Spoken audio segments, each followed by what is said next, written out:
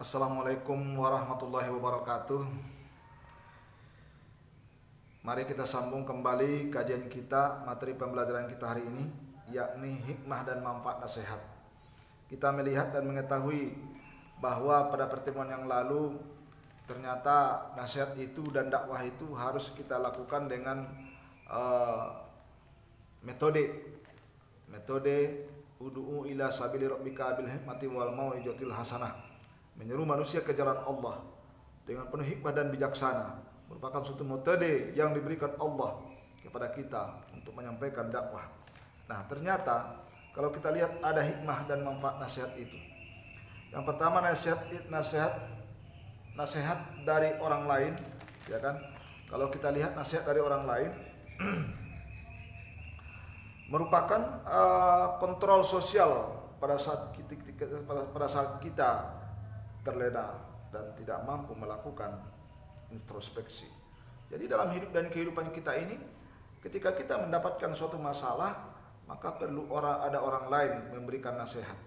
Maka nasihat itu sebenarnya berguna kepada kita untuk sebagai pengontrol diri kita, agar kita tidak jauh terlena daripada ketentuan-ketentuan yang diberikan Allah, tidak melanggar ajaran-ajaran Allah. Jadi karenanya itu perlu ada sesuatu yang namanya nasihat, ada sesuatu yang namanya dakwah. Kita yang namanya manusia pasti ada hilaf dan salahnya. Jadi karena manusia itu memang tempatnya hilaf dan salah itu. Maka kalau ada manusia mengatakan dia tak pernah hilaf dan salah, itu sudah luar biasa itu orang. Jadi manusia itu memang ada hilaf dan salahnya. Jadi kita harus perlu nasihat. Berikutnya, mengingatkan diri sendiri. Ketika memberi nasihat, mengingatkan diri sendiri, ya, mengingatkan diri sendiri untuk konsekuen. Dengan apa nasihat-nasihat itu, kita semakin terfokus kepada apa yang selama ini kita lakukan. Jadi yang namanya tadi manusia merupakan tempatnya salah, maka disinilah kegunaan hikmah atau manfaat daripada nasihat itu, sehingga kita teringat kembali. Yang ketiga, bisa menjaga kebersihan hati dan pikiran. Jadi pikiran ini selalu banyak kotoran-kotoran, akal-akal pikir yang kotor. Maka dengan nasihat seseorang memberi nasihat kepada kita, maka kita akan berpikir, akan ingat kembali, maka mulailah rujuk hati kita kepada jalan yang sebenarnya. Pikiran kita mulailah memikirkan bagaimana nanti akhirnya pertanggungjawaban kita di akhir akhir. Maka hal ini sangat bermanfaat, nasihat ini sangat bermanfaat dalam kehidupan kita. Berikutnya, akan terjalinnya persatuan dan persaudaraan. Dengan nasihat itu, dengan dakwah itu akan terjadi persatuan ataupun persaudaraan, ya, bagaimana layaknya yang disampaikan oleh Rasul kita, bahwa Allah menuntun kita untuk bersatu.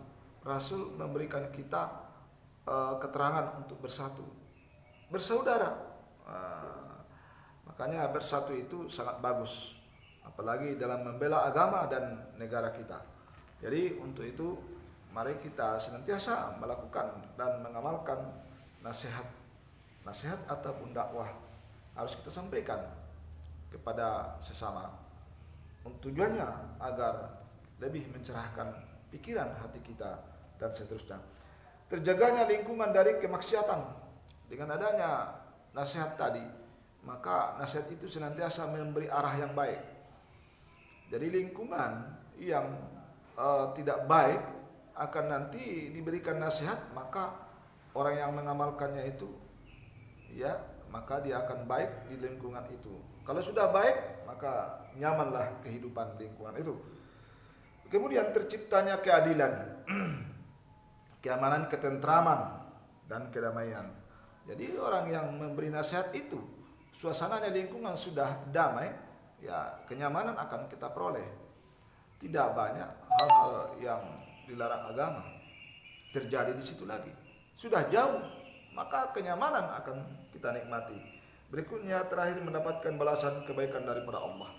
Orang yang beri nasihat itu memiliki hikmah bahwa semua akan dibalas oleh Allah. Makanya kalau kata Rasul, kalaulah kamu berbuat baik, niat itu akan dilihat Allah. Walaupun dia niat, begitu perbuatan juga demikian. Jadi kalau Allah mengatakan kamu melakukan sebesar biji zarah pun, kebaikan itu akan dibalas. Itu juga dosa. Fama ya'mal misqala dzarratin khairan yarah, wa may ya'mal misqala dzarratin syarran yarah. Sebesar biji zarah pun akan dibalas oleh Allah, dosa maupun pahalanya. Karena itu tidak ada yang lengah sedikit pun. Karenanya ini merupakan nasihat yang harus kita lakukan. Jadi kalau nasihat itu sangat bermanfaat dalam hidup dan kehidupan kita, mulai di dunia ini hingga yaumil akhirah nantinya. Demikian sebagai materi kita, materi pembelajaran kita hari ini, mudah-mudahan bermanfaat adanya. Wabillahi taufiq wal hidayah. Assalamualaikum warahmatullahi wabarakatuh.